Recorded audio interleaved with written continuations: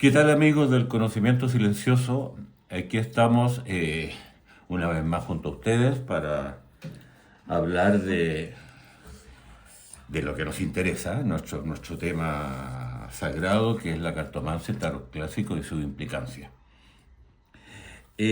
Para introducir el tema de hoy, nos vamos a basar en una de nuestras premisas principales que sustentan nuestra posición y, y sustenta también nuestro quehacer práctico, eh, nuestro método, en definitiva. Y es que al tarot no hay que agregarle nada. El tarot en sí es una herramienta autosuficiente, rica, completa, que no solamente no necesita, sino que es dañado cuando se le agregan algunas otras implicancias como numerología, cábala, astrología y algunas dotes psicológicas que también se le suelen colgar, ¿no es cierto? Esa es nuestra, yo diría nuestra premisa central. Sí. Nuestra premisa central y nuestra lucha que ha valido que, en fin, que nuestra posición sea bastante diferente de lo común sustentado en este campo. No obstante, hoy, y la contradicción es solo aparente, vamos a tratar sobre la presencia de la astrología dentro del tarot, sus implicancias, su peso y su cariz dentro de dicho tarot. Y esto, ¿por qué van a decir, por qué se preguntarán ustedes, por qué astrología y no cábala? Porque la astrología, como va a explicar una experta, como sea, ¿no? Bueno, En el tema, sí, ya estamos. experta, o sea, tú eres experta en cartomancia, Estudiosa. pero en astrología también tienes un peso enorme, específico. ¿M? Así que, como va a explicar con su experticia, o sea, ¿no? La astrología tiene un peso propio dentro del contexto histórico-cultural en que nace el tarot, que hace necesario que evaluemos y sopesemos su posible presencia en él. ¿Mm? Así que vamos a hacer un viaje en el tiempo. Como siempre. Como siempre vamos a tomar la máquina del tiempo y nos vamos a ir hacia el medioevo, el bajo medioevo, de la mano de Océano Jardín. Bueno, buenos días, tardes, noches, amigos, donde quiera que estéis y cuando paséis un ratito con nosotros y con este peso que me pone Julián de tener que hacer las cosas lo mejor posible, ¿no? Si nos ponemos en una Europa del siglo XIII, XIV, llevamos a la espalda milenio y medio, que se dice así pronto, ¿no? De conocimiento greco, latino y anterior incluso, que por mucho que el catolicismo quisiera controlar y soterrar, era realmente el conocimiento que había en esta parte del mundo. Estamos hablando de una Europa de 1300, una Europa de 1300 que ya tiene movimientos como el templario, que es un brazo de la iglesia, pero que se aleja de ciertos cánones muy castrantes de la iglesia católica. Se están elevando las magníficas obras de las catedrales góticas y, por supuesto, conocimiento de la astrología, desde Ptolomeo en el siglo II hasta Alfonso X en el 1200, están totalmente cimentados y entretejidos en todo el saber de ese medievo europeo. De tal forma que en 1300 un galeno, un médico, diagnosticaba y diseñaba tratamientos con la carta natal en la mano del paciente. Un señor feudal o un rey planificaba una batalla, una guerra, una invasión o una defensa con el astrólogo y la carta que se levantaba del mapa de los cielos para el día en que fuera aconsejado. El astrólogo era llamado para ver las cartas natales de las candidatas a casarse con el hijo del duque, monarca, etc. Es decir, la ciencia, aquella versión de la ciencia, no la nuestra de hoy en día, era la astrología. Entonces la astrología estaba totalmente inmersa y metida en todas partes, y la iglesia hacía sus componendas para coexistir y justificarla. Pero realmente, la astrología venía siendo estudiada y analizada desde antes del año cero, por supuesto. Y había un caudal de conocimiento recogido brutal. Entonces, si nos vamos a las mentes de ese humanista renacentista que está queriendo que el medievo finalice y que nos abramos a desenterrar más conocimiento y a divulgarlo más, es realmente impensable que la astrología no estuviera en sus mentes. Pero esa astrología que tú estás hablando es la astrología medieval. Es la astrología medieval, claro, que se diferencia bastante de la astrología en los tiempos modernos, claro, ¿cierto? Claro. Hay que partir de esa base. Por supuesto, nuestra lucha siempre es por ir a encuadrar el tarot en el momento histórico en el que surgió. Y estamos en un 1390, 1420, y por eso estoy en el 1300 hablando de la astrología medieval. Si vamos a aquello en lo que se convirtió la astrología, al igual que el propio tarot, pasó por una devastación, un guadañazo con la ilustración primero y la ciencia después. Y por lo tanto, si nos vamos a un sasportas del siglo XX, pues estamos en una astrología totalmente alterada. Primero la arrasan, la matan, la exterminan, y luego, cuando la quieren desenterrar, la integran en ese mundo ya ilustrado y ya científico, y la desbaratan y la destruyen para poder insertarla ahí, ¿no? Ese es el problema. ¿La orientan un poco hacia la psicología? Por supuesto, ¿actualmente? por supuesto. No. Entonces, para entender la astrología de la que hablamos nosotros, hay que irse a la astrología medieval, ¿no? Y comprender que estaba inmersa en todo.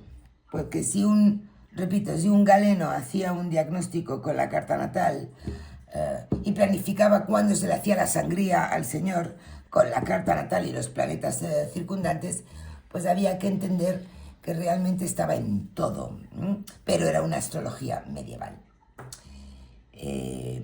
Por lo tanto, si vamos a analizar una obra renacentista, vamos a encontrar la astrología. Si la buscamos, la vamos a encontrar, porque es impensable que no estuviera en la mente de los creadores. Sin embargo,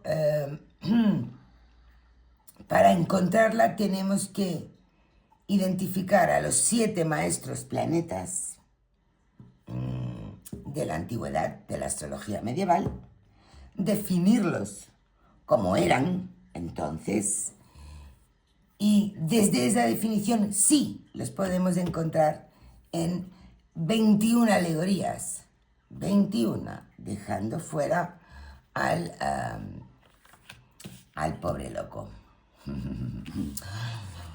Por ejemplo, empezamos el viaje, ¿te parece? Me parece, vamos allá. Por ejemplo, el maestro planeta Saturno. Estas definiciones que vamos a compartir proceden del Tetrabiblos de Ptolomeo, de la astronomía de Albumazá, de Guido Bonatti, del Picatrix y de los textos astrológicos de Alfonso X, es decir, es astrología medieval pura y dura. El maestro Saturno era el gran maléfico, era el planeta más lejano que simbolizaba lo profundo, lo antiguo, lo frío, lo cruel, trayendo los límites a todo y lo inevitable. Saturno el gran maléfico. Impresionante, ¿eh? Si lo queremos encontrar en las alegorías, estaría pues en el Padre Tiempo. El Padre Tiempo. ¿Y por qué está el Padre Tiempo aquí en el Gran Maléfico?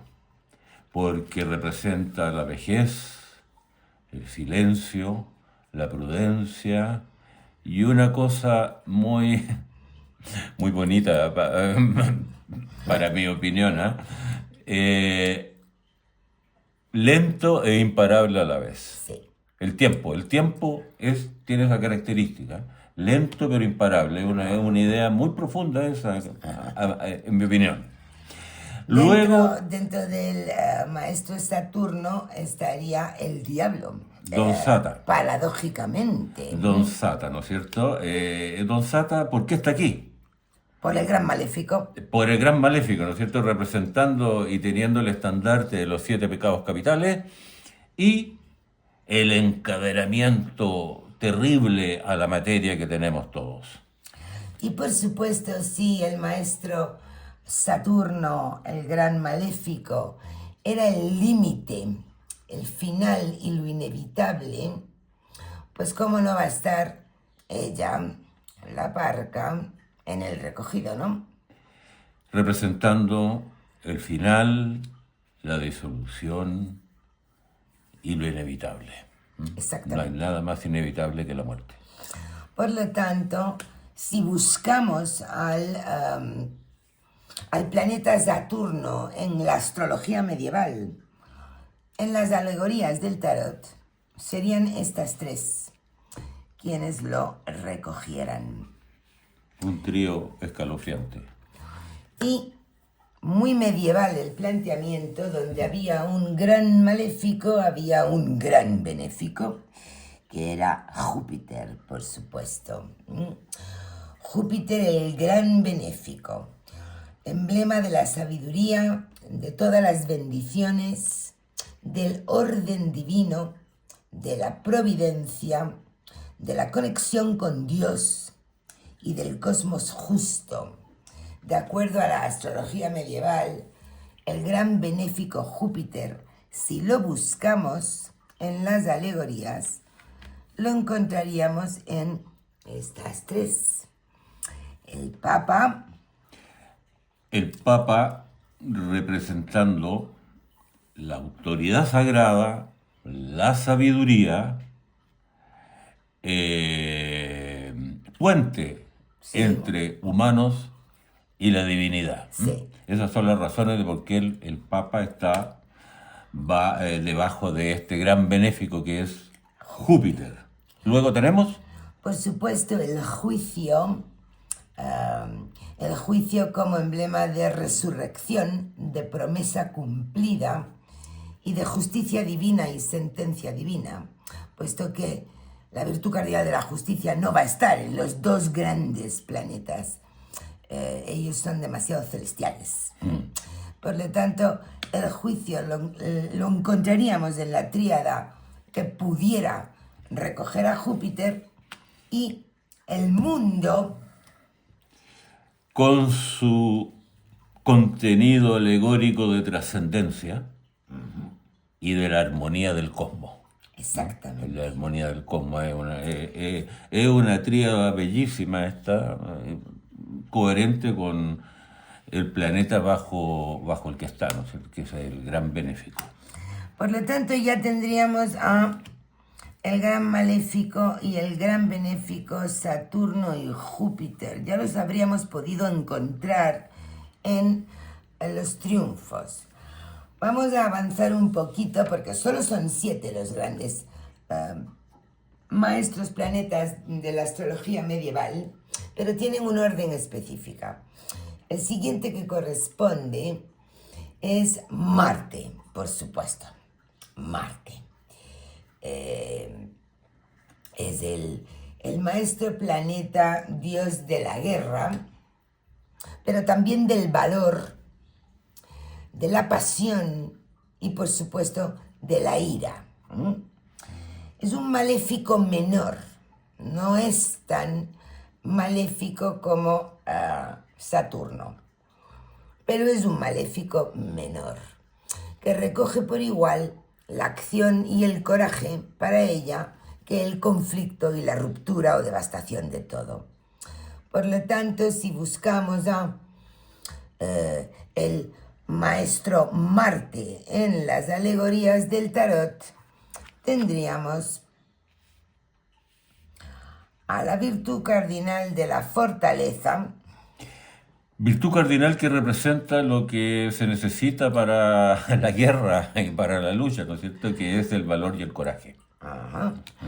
Por supuesto, consecuencia e implicancia de la guerra, aunque en este Visconti está muy feminizado por la boda que celebra, el carro le pertenece a Marte. Representando la victoria y la conquista sobre sus contrincantes, sus contendores. Y muy típico de Marte, y todos los que manejéis un poco astrología, tanto si es la medieval original como si es la edulcorada de hoy en día, sabéis que cuando Marte aparece, la torre lo simboliza bastante bien. La ira de Dios, la caída violenta del rayo divino y lo que trae el orgullo, la ruina que trae el orgullo, sobre todo la Torre de Babel, etc. Exactamente. Y ahí estaría recogido el maestro Marte. Como maléfico menor. Como maléfico menor. Bien. En medio, por turnos, viene el Sol. El Sol, fuente de luz, fuente de vida y de razón. El Sol simbolizaba en la astrología medieval la nobleza del espíritu, la búsqueda de la verdad, la realeza y la virtud, y, por encima de todo, la justicia humana. Por lo tanto, entendiendo lo que el Sol era en astrología medieval, lo podemos encontrar también aquí. Estaría, por supuesto, su emblema por excelencia, el Sol. El Sol mismo, con su luz, su verdad y su vitalidad pura, absoluta. El emperador como símbolo de realeza, de poder legítimo y de poder racional. Y la justicia. Virtud cardinal del discernimiento y la decisión. Ahí tenemos entonces el Sol, justicia humana, ¿no es cierto? Sí, justicia humana.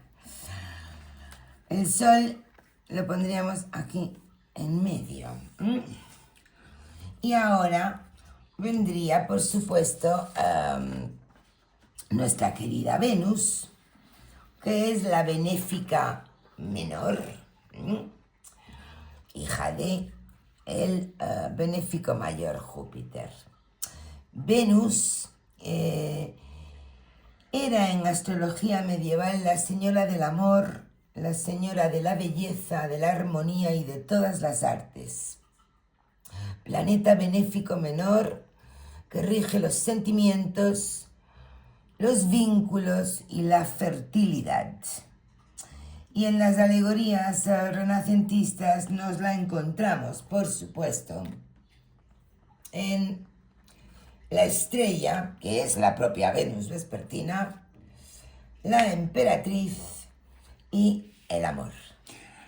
Esta tríada la encuentro hermosísima junto con la de la luna. Sí. Bueno, entonces tenemos la estrella, que es la propia Venus, estrella vespertina, la epifanía, la llegada de un futuro mejor, la promesa de un futuro mejor. Qué hermosa alegoría. Siempre.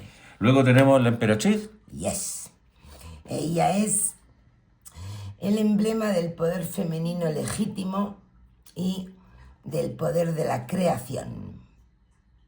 Y finalmente, completando a esta tríada de Venus, tenemos el amor, la capacidad humana de amar, los vínculos y, por supuesto, el compromiso.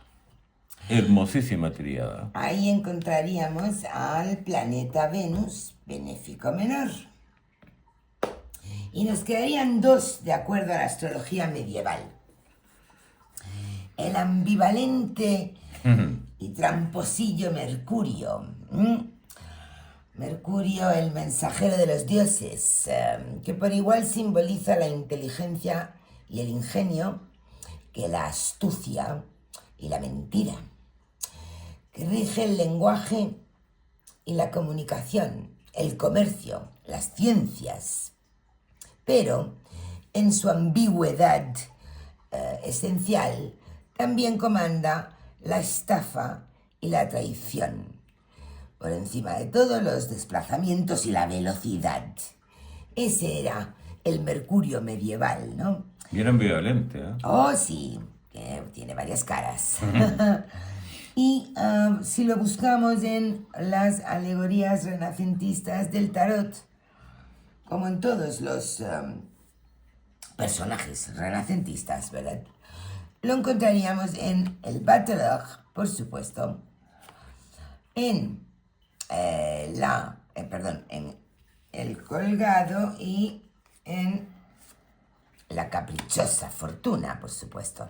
Bueno, el bateleur aquí es como el estandarte del asunto. Con su astucia y la argucia, el comercio y la supervivencia. Por supuesto. Astucia, argucia, comercio y supervivencia es el bateleur. Después tenemos la fortuna. Yes. Ella, la caprichosa, emblema de los giros, los cambios del destino, el azar y los golpes de suerte o de infortunio, puesto que nos puede elevar o nos puede dejar caer de golpe. Los golpes de suerte, ¿eh? Los golpes de suerte siempre presentes.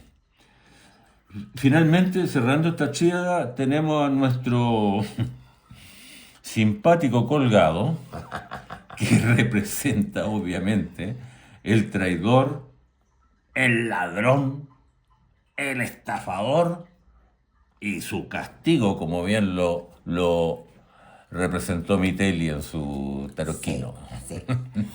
Por lo tanto, el ambivalente Mercurio con sus dos caras nos lo habríamos encontrado divinamente aquí también. Y por último, la luna, la bella luna, el planeta que más determinaba influjo en el por nacer. La señora de la naturaleza, la señora de la noche y de la regeneración, el descanso del alma, las mareas, los cielos, los ciclos naturales, los sueños, la imaginación y la memoria. Eso era todo lo que englobaba la luna en astrología medieval, y si la buscamos en las 3 alegorías que nos quedan. Ujú. Allí la encontramos, puesto que está Diana, la propia luna, está la papisa y la virtud cardinal de la templanza. La luna, la propia Diana, virginidad, e indómita, e independiente, misteriosa, representando la femineidad pura. Luego tenemos Ah, por supuesto, a la papisa. Ella simboliza el reino de la luna, puesto que habla del saber y el conocimiento que se contiene, habla de lo oculto, de la contemplación y del silencio, todos territorios de la hermosa luna. Y cerrando la tríada hermosa de la luna, tenemos la templanza, virtud cardinal de la mesura, de aquietar las pasiones, de cuidado y ojo, de curación. Yes. Ahí tenemos entonces los 7 planetas En el reflejados. aspecto regenerador de la luna, la virtud cardinal de la templanza estaría recogida. Y, como decíamos al principio, aunque nuestra tesis y lucha es que para leer tarot clásico hay que despojarlo de todo, es impensable que un renacentista no tuviera de alguna forma la astrología como marco de referencia. ¿Qué opinas de este emparejado o distribución por tríadas que hemos hecho? Varias cosas. La primera que me llama la atención es la concordancia de el número de triunfos con los 7 planetas, Ajá. lo cual nos habla del tarot ya reducido y nos deja fuera los tarot más antiguos que tenían mayor número de triunfos. Efectivamente. Vale decir el Modrone o Madrone, que es anterior a este. el y- Miquiate, etcétera, etcétera. Por lo tanto, para que estos planetas estén presentes y sean coherentes con el tarot mismo, es necesario irse al tarot tradicional establecido de 21, de 22 triunfos, dejando fuera el loco serían 21, Sí. lo cual me lleva a pensar, porque una de las cosas que siempre me ha llamado la atención y me hace una pregunta es, ¿cuándo y por qué la reducción? Exacto. O sea, ¿qué criterio se usó para reducir a El los número 20 de triunfos. al número de triunfos que después se estableció como ya prácticamente definitivo? Fijo. ¿Y cuándo? Tenemos el tarot Visconti Sí. como un emblema de el tarot reducido, uno de los primeros que tenemos noticia, y este se sitúa cuando en 1400. El Visconti di Modrone anterior a este, sabemos que tenía por lo menos 25 triunfos y era de 1420 20 algo, voy a dejarlo en interrogante. Este, que es de 1441, ya tiene los 21 más el loco. Podríamos situar una fecha tentativa de la reducción entonces en 1450, No, previo a este. ¿Ah? Previo a este, 1430 sería. Claro, pero entre el Modrone y el Visconti, Exacto, ¿cierto? antes Ahí de- debería estar la fecha en que hizo esa la reducción. Y lo segundo de eso es que puede, ya que la astrología tú la caracterizaste como tan integrada a la vida de la época de que estamos hablando, Sí. puede haber sido el criterio para ejecutar la reducción correspondiente. Puede haber sido un criterio para definir el número de triunfos correspondiente, y eso Así es. también estaría es una hipótesis. ¿Ah? De hecho, es nuestra hipótesis. hipótesis. Quiero decir, lo que queremos gritar es que no es esperable el no encontrar la astrología medieval, pero no nos parece una herramienta útil a nivel interpretativo, sino a nivel de marco cognitivo y cultural de los creadores. Y posiblemente se nos ocurrió, puesto que encaja también con los 7 maestros planetas, que fuera un criterio para recortar y reducir los triunfos, y que ese fuera una de sus utilidades. Porque vamos a ver, Julián, a ti, en una lectura, saber que el diablo, por ejemplo, le pertenece simbólicamente al reino de los hijos de Saturno, ¿te sirve para algo?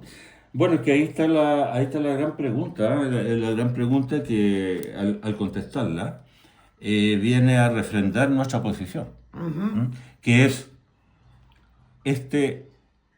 esta homologación a los 7 planetas de los 21 triunfos. ¿Establece un criterio interpretativo? ¿Sirve para algo? ¿Para el criterio interpretativo, sí o no?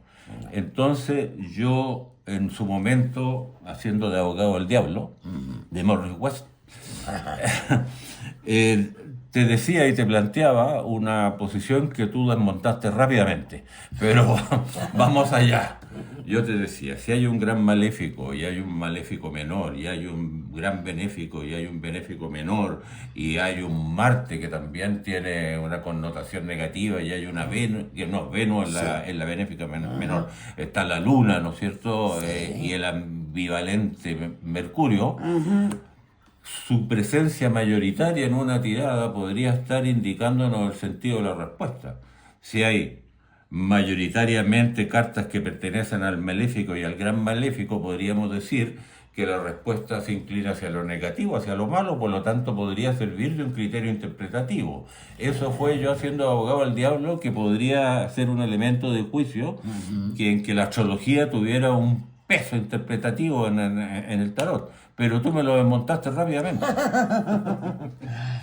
Sí, por dos motivos, ¿vale? Una es que la riqueza alegórica es tal que grita muchos mensajes en sí misma, los cuales, como ya hemos comprobado muchas veces y explicado en este mismo canal, no son obligatoriamente positivos o negativos. Es decir, si uno anhela que algo dure mucho tiempo, el Padre Tiempo nos va a gustar y lo vamos a considerar positivo, aunque sea hijo de Saturno. Y si alguien quiere que algo que espera venga muy rápido, pues el Padre Tiempo le va a fastidiar. Tenemos un vídeo muy bonito, no, pero cuando estábamos muy afectados por un volcán, que hubo una explosión volcánica aquí en España hace unos años, y nos llamó mucho la atención cómo inclusive el maléfico, el que reúne los 7 pecados capitales que nos encadenan a la materia y no nos permiten ser ángeles, ¿no? Había venido en positivo, siendo la lucha, el instinto primario por sobrevivir. Por sobrevivir. Entonces, o sea, jugaba a favor. Claro, la riqueza alegórica es tal que uno no la puede reducir a un naipe bueno o malo, positivo o negativo. Eso no va a ocurrir. Por lo tanto, el valor dual, negativo y positivo, que en astrología sí se utilizaba, aquí no es para nada recomendable. Yo creo de verdad que, y por eso queríamos tocar el tema, ¿no? Yo creo que la astrología la vamos a encontrar en cualquier obra renacentista, pero por favor, sí, renacentista e incluso posterior. Está en Las Meninas, imagínate. Las Meninas es un cuadro que es un talismán mágico con el símbolo de Capricornio en él. Entonces, quiero decir, estaba en todas partes, porque era la ciencia en aquella época, ¿no? La vamos a encontrar, pero nuestra hipótesis es que no era un criterio interpretativo, puesto que el lenguaje alegórico es superior, y sí pudiera ser quizás un criterio clasificador y desgraciadamente recortador de triunfos. Claro, puede haber sido un criterio para la reducción de los triunfos. Sí. Por ahí entre 1430 y 1450. Y ese criterio se tomó por la importancia que tenía la astrología en la vida del, del Renacimiento mismo, de la vida del Renacimiento, ¿no es cierto? Pero también comprobamos que la riqueza alegórica es tal que reducirla a positivo y negativo es rotundamente perjudicial. E incluso considerando la astrología medieval, no es un criterio interpretativo. Ahora, si nos vamos a la astrología actual, con su tendencia psicológica, peor aún, ¿no es cierto? Peor aún. Y y esta comprobación de que se puede encontrar la astrología en el tarot clásico, pero solamente como una expresión del contexto histórico-cultural, desarma y desactiva un montón de cosas posteriores que se han hecho, ¿no es cierto? Claro, Un montón de cosas posteriores que se han hecho, incluyendo a los ocultistas y etcétera, etcétera. Etcétera, etcétera. Entonces, Ojo, una persona muy enamorada de la astrología y que maneje los 7 planetas de la antigüedad en la astrología medieval puede a lo mejor hacer un uso más mágico o para confeccionar estructuras de lectura, formas de trabajar con el mazo.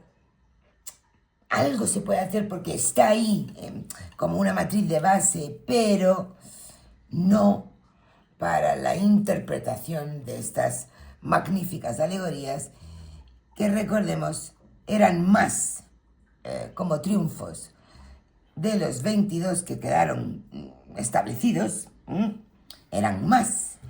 Y por lo tanto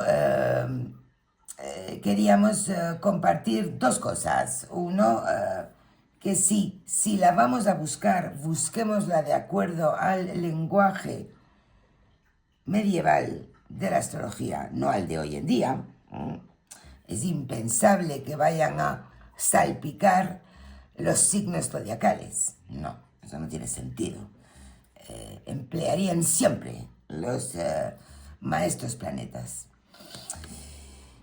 Por lo tanto, si la vamos a buscar, la vamos a encontrar, pero de acuerdo a lo que la época y el conocimiento de la época marcaba. Y segundo, que como uso, bueno, pues tiene usos secundarios interesantes, ¿por qué no? Pero no interpretativos. o sea que hicimos una comprobación con signo menos. O sea, dijimos, claro, con signo menos.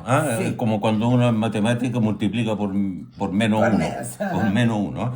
¿Está la astrología dentro del tarot clásico? Sí, se puede encontrar.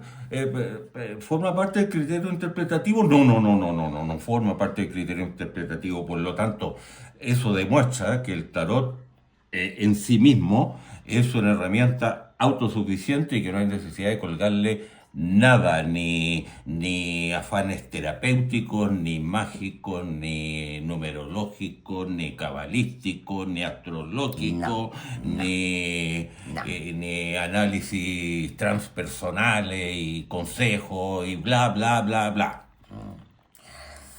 Bueno, deseamos haberos interesado o entusiasmado un poquito, siempre llevándoos para atrás, siempre llevándoos a 1400. La máquina del tiempo. Sí, siempre allí. Y que sirva para, bueno, quizás enriquecer vuestras lecturas o darle otra vuelta al análisis y